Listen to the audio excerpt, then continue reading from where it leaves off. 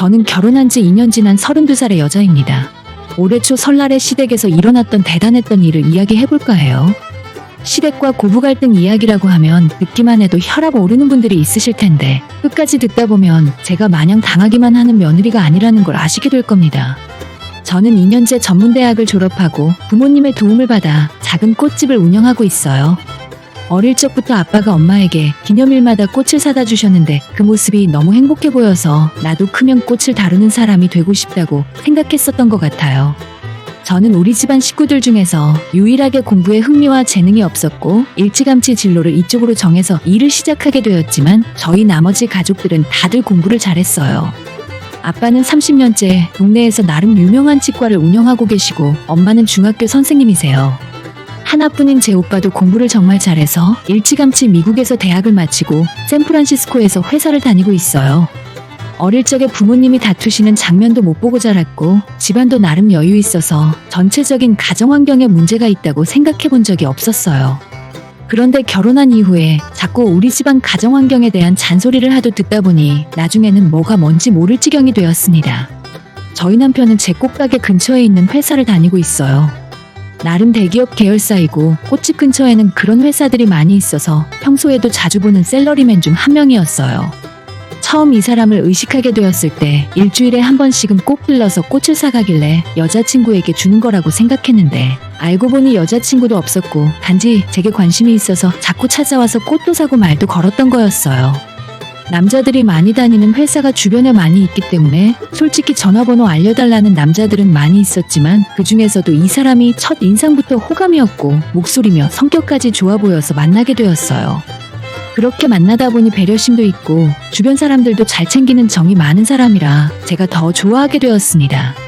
남편만 따지고 보자면 정말 성격도 좋고 어디 하나 빠질 곳 없이 좋은 사람임에 틀림없어요. 하지만 그 집안 식구들 중에 남편만 그렇다는 게 가장 큰 문제입니다. 시댁 사람들은 결혼 전부터는 물론이고 지금까지 저를 미치게 만들고 제가 살면서 화를 많이 내본 성격이 아닌데 그 집안 식구들 얼굴을 떠올리기만 해도 속에서 불꽃 같은 화가 치밀어 오를 정도예요. 저는 남편과 결혼을 해야겠다고 마음먹은 순간부터 이미 불행의 구렁텅이로 떨어진 거나 다름없었어요. 상견례를 하기 전 처음으로 시댁에 인사드리러 갔을 때 긴장을 엄청나게 했습니다. 평소 남편의 반듯한 성향으로 생각해봤을 때 시부모님 되실 분들도 뭔가 기품 있고 점잖은 분들일 거라고 예상했습니다. 그래서 백화점에서 비싼 과일 바구니도 하나 사고 제가 가게에서 정성스럽게 만든 커다란 꽃다발도 들고 시댁에 방문했어요. 시부모의 집은 저희 지역에서 지은 지 조금 오래된 아파트였었는데 저는 시부모님의 도움을 받고 시작할 생각이 전혀 없어서 진작부터 시댁 부모님의 경제력은 결혼하는 데 있어 아무 상관이 없다고 생각했었죠. 그 집에 도착해 남편의 뒤를 따라 안으로 들어가자 시어머님이 나오셔서 저희를 반겨주셨고 시아버님은 거실 소파에 앉아 계셨어요. 준비한 선물을 건네드리고 어색한 인사를 마친 후 자리에 앉아 있었습니다. 서로 처음 보는 어색한 분위기에서 마주 앉아 무슨 말을 해야 하나 고민하고 있었는데 시아버님은 뭐가 기분이 안 좋으신 건지 제 쪽을 쳐다보지 않았고 시어머니마저 저를 위아래로 훑으시며 제 차림새를 살펴보는 듯 해보였어요. 왜 그날을 이렇게 자세하게 기억하고 있냐 하면 예상치 못한 반응 때문에 너무 당황스러웠고 솔직히 결혼 승낙이고 뭐고 자리를 박차 일어나고 싶은 마음뿐이었습니다. 아무튼 남편이 미리 조언해준 대로 최대한 어른들 눈에 조신해 보이게 입고 갔었는데 그래도 뭔가 마음에 들지 않은 눈치였어요. 지금 와서 생각해보면 그날 제가 약간의 노출이라도 있는 옷을 입고 갔더라면 결혼하지 못했을 수도 있겠다는 생각이 드네요. 네 사람의 정적을 깨고 어머님이 먼저 제게 물어보셨어요. 그래, 우리 아들한테 듣자 하니 아가씨는 혼자 꽃집을 한다고? 그 말에 저는 제 직업에 대해서 궁금해하시는 줄 알고 플로리스트라는 일에 대해 열심히 설명을 했고 그날 만들어 온 저 꽃다발도 제가 직접 일일이 꽃의 의미를 담아왔다는 이야기를 했습니다. 한참 제가 신이 나서 설명하고 있었는데 시아버지가 하시는 말이 여자 혼자 꽃집을 하면 주변 남자놈들이 꼬일 텐데 원래 꽃이라는 게 파리도 꼬이고 나비도 꼬이고 하는 법이야. 라고 말을 하더라고요. 너무 생각도 못한 뜬금없는 말에 어이가 없어서 뭐라고 대답을 해야 할지 몰랐고 벙쪄 있었더니 남편이 재빠르게 나서서 수습을 했습니다. 아니 아버지는 오늘 처음 봤는데 무슨 그런 말을 하세요? 다 전문직이고 우리 수진 씨는 본인이 직접 꽃집을 운영하는 사장이에요. 라고 설명을 했지만 아버님의 표정은 여전히 좋지 않으셨어요. 이때부터 저는 뭔가 잘못되어 가고 있다 느끼고 있었습니다. 잠시 후 저녁 식사를 하면서 아버님이 또다시 물으셨죠. 자네 부모님은 다들 뭐 하시는 분들인가? 아버님의 물음에 제 아버지는 치과 의사를 하시고 어머니는 학교 선생님이라는 이야기를 담백하게 말했습니다. 그때 제 대답이 채 끝나기도 전에 어머님이 나서서 어머, 우리 집도 예전에 사업을 할 때까지만 해도 꽤 괜찮았어. 치과 의사 부럽지 않게 벌었었지. 라는 말을 굳이 하더라고요. 제가 물어본 적도 없는데 괜히 뭐가 찔렸는지 쓸데없는 소리를 하셨습니다. 어머님 하는 말에 아버님도 거드시며 그래도 지금은 우리가 이래 보여도 뼈대 있는 전주이씨 효령대군 봐야. 그럼 자네는 본관이 어딘가? 라고 물어보시길래 영양천씨라고 대답을 했어요. 저는 누구 파라던가 이런 건 전혀 모르고 저희 부모님도 그런 족보에는 관심이 없으셔서 그냥 영양천씨라는 것만 알고 있습니다. 제 말에 시아버님이 눈이 동그래지며 전씨, 전방지 주막올피 그 전씨 말인가? 저는 정말 학창시절 철없이 놀던 어린 친구들 이후로 저런 말을 하는 사람을 사회생활하고 처음 봤습니다. 양반성씨, 상놈성씨가 요즘 세상에 어디 있나요? 하도 예전부터 친구들이 놀려대서 저는 제 나름대로 그 이야기가 근거 없는 소리고 다 거짓으로 꾸며낸 이야기라는 걸 공부해서 알고 있었어요. 아버님에게 요즘 세상에 그런 건 없다고 말씀드렸지만 시부모님 두 분의 얼굴 표정은 정말 좋지 않아졌습니다. 저는 세상에 제가 결혼 승낙을 받을 때 다른 이유도 아니고 성씨를 문제로 삼을 줄은 꿈에도 몰랐어요. 결국 그날 식사 자리는 처음부터 끝까지 싸늘한 분위기로 그렇게 끝나버렸죠. 그 당시 남자친구였던 남편에게 오빠네 부모님이 그런 분이신 줄 몰랐다고 나는 도저히 극복할 자신 없으니까 우리 결혼은 없던 일로 하자고 했어요. 하지만 남편은 자기 부모님이 너무 옛날 분이라서 그렇다며 자신이 설득시킬 테니 걱정 말라고 하더라고요. 저는 저런 시부모님을 겪으며 살 자신이 없어 끝내 이별을 통보하고 2달 동안 서로 연락을 하지 않고 지낸 적이 있었는데 남편이 계속 저를 찾아와 설득하면서 조금씩 마음이 바뀌게 되었습니다. 결국 저희는 다시 결혼 준비를 시작하게 되었고 남편이 시부모님을 설득시켰다면서 겉으로는 아무런 문제가 없어 보였어요. 남자친구도 저희 집에 인사를 드리고 난 뒤 상견례 약속을 잡았는데 그 자리에서도 친정부모님이 먼저 약속 장소에서 한참을 기다리시고 시부모님은 많이 늦더라고요. 결국 약속 시간에서 20분이 지나서야 주차장에서 천천히 걸어오는 시부모님을 발견할 수 있었습니다. 제 부모님과 약속한 시간에 한참 늦었지만 전혀 서두르거나 빠르게 걸어올 생각이 없어 보이셨습니다. 다른 약속도 아니고 상견례 자리에 20분이나 늦게 오신 시부모님 때문에 제 부모님도 기분이 살짝 언짢아지셨고 정작 늦게 오신 시부모님은 뭘 잘했다는 건지 표정이 상당히 언짢아 보였기 때문에 상견례 자리도 얼음장 같았습니다. 적막한 분위기 속에서 남편과 제가 말도 하고 분위기를 풀어보려 노력했지만 결국 상견례 끝날 때까지 양가 부모님들은 냉랭한 기운 속에서 자리를 마쳤어요. 집으로 돌아오면서 저희 부모님께서는 제게 너가 좋다고 하니까 이 결혼을 말리고 싶지는 않다. 하지만 기본적인 예의가 없는 사람들과 사돈을 맺어야 하니 그게 걱정이지. 너가 시집가서 아무리 남편과 둘이 산다고 해도 그런 시부모 밑에서 괜히 마음고생하며 살지 않을까 싶네. 라고 말씀하셨어요. 지금 생각해보면 그때 부모님의 말씀을 귀담아 들었어야 했는데 무슨 자신감이었는지 남편과 함께 어떠한 고난과 역경이 와도 헤쳐나갈 수 있을 줄로 알았어요.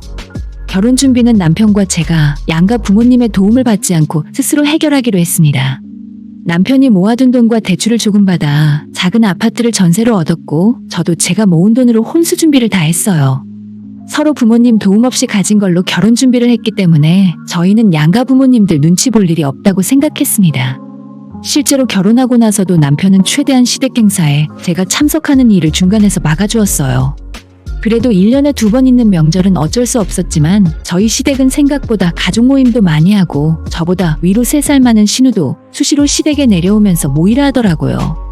제가 시댁 식구들을 부담스러워하는 걸 아는 남편은 그때마다 이런저런 핑계로 저를 데려가지 않았지만 매번 빠질 수는 없어서 어쩌다가 한번 시댁 모이는 자리에 가면 어김없이 기분 좋지 않은 일들이 일어났습니다.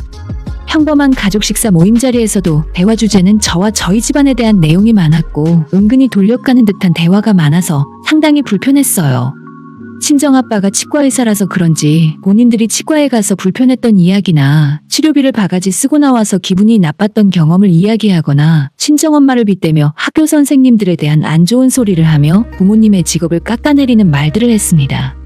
정말 이런 유치한 건 신경 쓰고 싶지도 않고 중요한 문제도 아니었는데 시부모님은 예전에 함께하던 식당을 폐업하고 어머님은 다른 식당에서 일을 하러 다니고 아버님은 건축 현장 일용직을 하며 살고 계시거든요. 처음 배웠을 때 예전에 사업을 하셨다고 해서 회사를 운영이라도 하셨나 보다 싶었는데 그냥 동네에 작은 식당을 했을 뿐이더라고요. 아무튼 시부모님과 신우는 제 부모님 직업이나 저희 천씨 집안에 대한 험담을 주로 대화 주제로 사용했고 그럴 때마다 제 눈치만 살피던 남편이 그만하라며 중재를 하거나 다른 주제로 화제를 돌려야만이 끝이 났습니다. 자꾸 그런 일들이 반복해서 일어나다 보니 당연히 시댁에서 모임을 한다면 저는 가고 싶지 않았고 제가 자꾸 빠지는 일이 늘어나자 시부모님께서는 직접 제게 전화를 하셔서 시댁을 무시하는 거냐는 말까지 들어야만 했어요. 그렇게 시댁 식구들에게 받은 제 스트레스는 고스란히 남편으로 향했고 깨가 쏟아져도 모자랄 신혼에 시댁 스트레스 때문에 말다툼을 하는 일이 자주 생겼어요.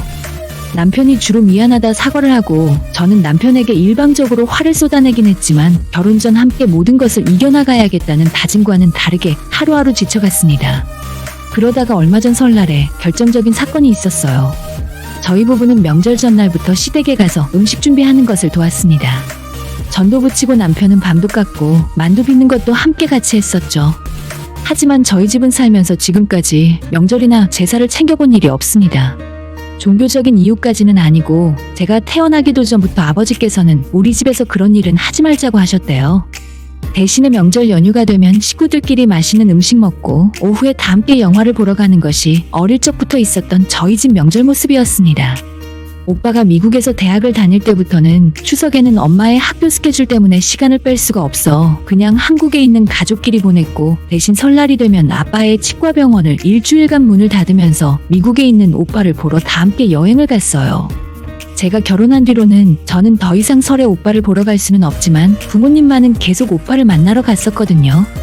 올해도 부모님은 미리 미국에 가 계신 상황이었고 저 혼자만 시댁에서 명절을 보내고 있었습니다.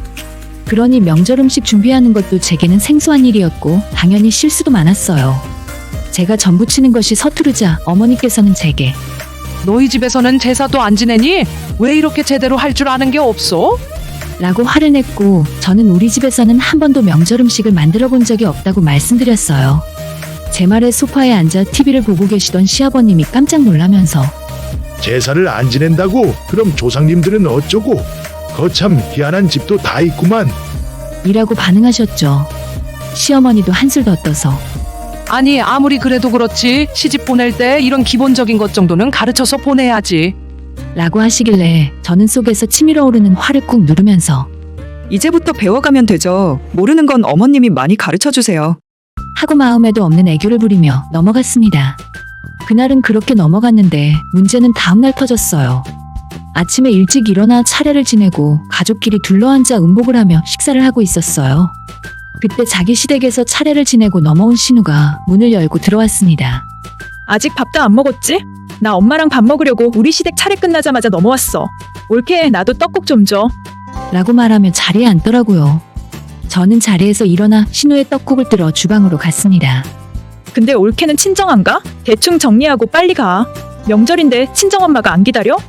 하고 물어보길래 그 말을 옆에서 들은 시어머니는 사돈댁은 전부 해외여행 갔단다. 요즘 팔자 좋은 사람들은 전부 조상 안 모시고 해외여행 간다더니 우리 사돈이 그런 집안이었네. 라고 빈정거리시더라고요.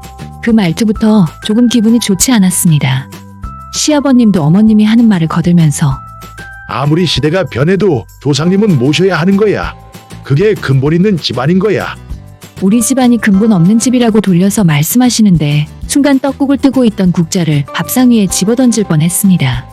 속으로 올라오는 화를 꾹 참으며 신우의 떡국을 그릇에 담아 쟁반에 받쳐서 가져가고 있는데 신우가 시부모님의 그 말에 웃으면서 하는 얘기가 들렸어요. 아, 천씨가 상놈 집안 성씨지? 그래서 그런가 보네. 천하다 할 때 그 천씨인가? 하면서 크게 웃더라고요. 옆에 있던 남편이 그게 무슨 예의 없는 말이냐고 화를 냈지만 신우의 웃음소리가 들리자마자 눈이 뜨거워지는 기분이 들더니 귀가 멍해지고 아무런 소리가 들리지 않았어요. 저는 들고 있던 떡국 쟁반을 그대로 밥상 위로 집어던져 버렸습니다. 와장창 소리와 함께 그릇도 깨지고 밥상 위에 음식들과 떡국이 사방으로 튀고 집안은 완전 난리가 나더라고요. 신우를 향해 던진 떡국이 펄펄 끓인 건 아니었지만 그래도 상당히 뜨거웠을 거예요. 상위에서 음식들과 함께 엎어지며 시아버지와 신우가 정통으로 떡국을 뒤집어 썼습니다. 아 뜨거? 올케 이게 무슨 짓이야? 라고 신우가 소리를 지르며 일어났고 저는 그대로 뛰어가서 신우의 뺨을 올리고 멱살을 잡았습니다. 신우와 제가 거실 바닥을 뒹굴며 싸우기 시작하자 시부모는 깜짝 놀라서 아무 말 못하고 앉아있더라고요. 남편만 겨우 정신 차리고 저를 뜯어말려서 주방으로 데려갔어요. 저는 씩씩대면서 화가 풀리지 않아 남편에게 안겨 발버둥치며 고래고래 소리를 질렀습니다. 니들 집안만 양반놈들 집안이냐? 전주에 씨면 다 양반이야? 너희 친척 중에 전주 사는 사람 한 명도 없더라. 정신 차려. 지금의 시대가 어느 시대인데 아직도 양반 쌍놈 타령이야? 라고 소리를 질렀고 남편을 제외한 시댁 가족들은 그런 제 모습을 보며 아무 말도 못하고 쳐다보고 있더라고요.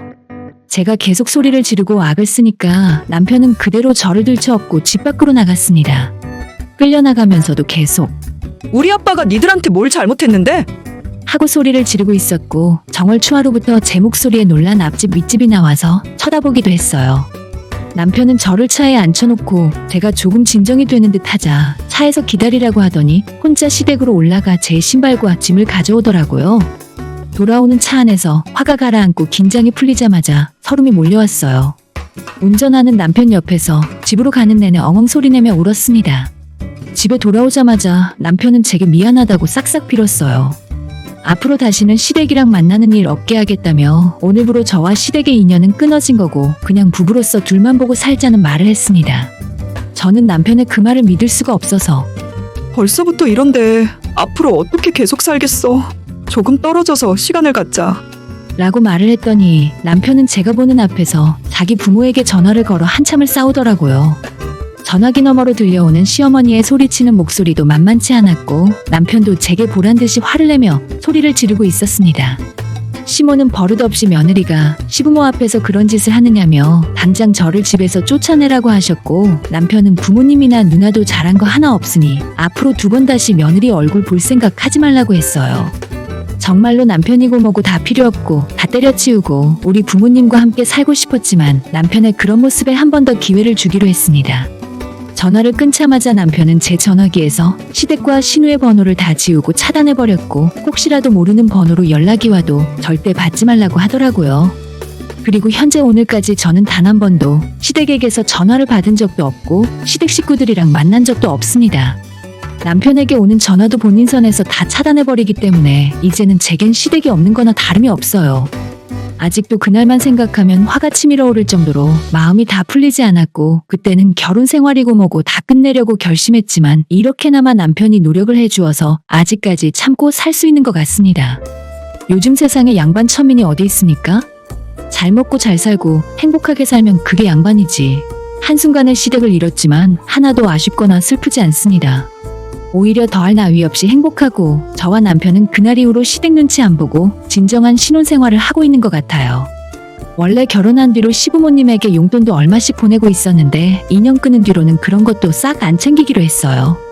얼마 전 어버이날에도 남편은 시가에 전화 한 통 없이 저와 데이트하고 시간을 보냈습니다.